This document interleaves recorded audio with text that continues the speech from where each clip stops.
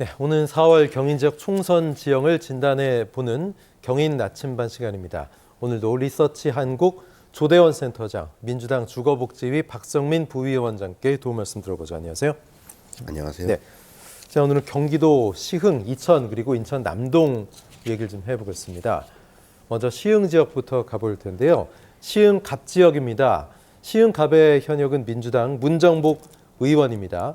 자, 조대현 센터장님, 여기도 도전장을 내밀고 있는 분들이 좀 궁금한데요. 어떤 분들입니까?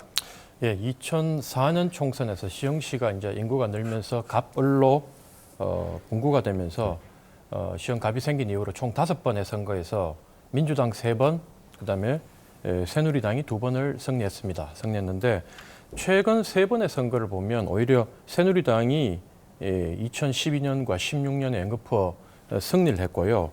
그리고 또한 주목할 점이 한 가지가 있는데 그거는 이제 여기는 재선에 성공한 의원들은 있었지만 그동안 3선에 성공한 의원은 한 분도 없었다. 뭐 이런 점이 이제 이 지역구의 특징이 되겠고, 그래서 뭐 이번 총선에서 아마 경기도 총선에서는 국민의힘이 상당히 열세 상황에서 선거를 치룰 것으로 예상되는 상황에서 시흥갑 정도면 뭐 충분히 해볼 만한 박빙 지역으로 국민의힘에서도 상당히 관심을 갖고 있는 지역으로 예상되는 지역입니다. 네. 그래서 현재는 뭐 더불어민주당 같은 경우에는 현역 의원인 그 문정복 의원이 버티고 있어서 도리어 민주당보다는 국민의힘 안에서 경쟁력 있는 후보를 찾기 위한 노력을 상당히 많이 하고 있는 걸로 알고 있고, 그래서 이 지역도 현재 거론되는 후보들도 있지만 충분히 전략 공천의 가능성이 있는 지역으로 뭐 저는 그렇게 듣고 있습니다. 예, 시흥갑 현역 문정복 의원 이제 재선 도전인데요.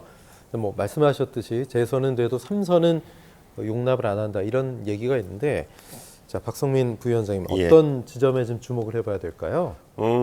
우리 조대원 센터장이 그 말씀하신 대로 여기가 재선은 됐는데 3선이 좀 쉽지 않은 선거 결과를 보면 그런 지역이었고요. 항상 그 3선을 하려면 새로운 인물을 좀 선택을 했어요. 이 지역 주민들이. 그리고 역대 선거 결과를 보면 뭐 14대 15대 말씀하신 것처럼 재정구 민주당 의원이 재선을 했고 17대 18대는 백원의 의원이 했습니다. 백원의 의원 같은 경우는 뭐 상당히 유명하죠. 그 예전에 노무현 대통령 연결식 때 이명박 대통령한테 물러가라 해갖고 또 이렇게 그 불미스러운 사건에 또 장본인이었고요.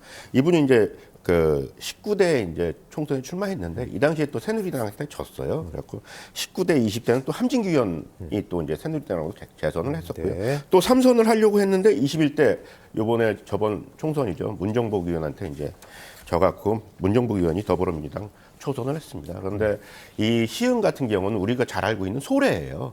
소래다 보니까 거기가 농촌이나 어촌 지역이 있기 때문에 보수세가 좀 상당히 강합니다. 근데 이 보수세가 상당히 강한 지역에 이제 그 임대 아파트나 원룸 등이 많이 들어와서 또 민주당세가 또 강하다고 할 수 있기 때문에 아까 조대원 선생님 말씀하신 것처럼 그 국민의힘 입장에서는 또 전략 공천하면 좀 좋은 결과를 얻지 않을까 생각하는데 22대 총선 시점에서 아마 그 제가 문정복 그 민주당 국회의원이나 정필재 당협위원장이 격돌을 한다면 22대 총선 시점에 당 지지세에 따라서 또 승리의 향방이 갈리지 않을까 생각합니다. 네, 문정복 의원의 재선 도전 성공할지 아니면 국민의힘에서 전략 공천 지역으로 선택이 될지 지켜보겠습니다. 이제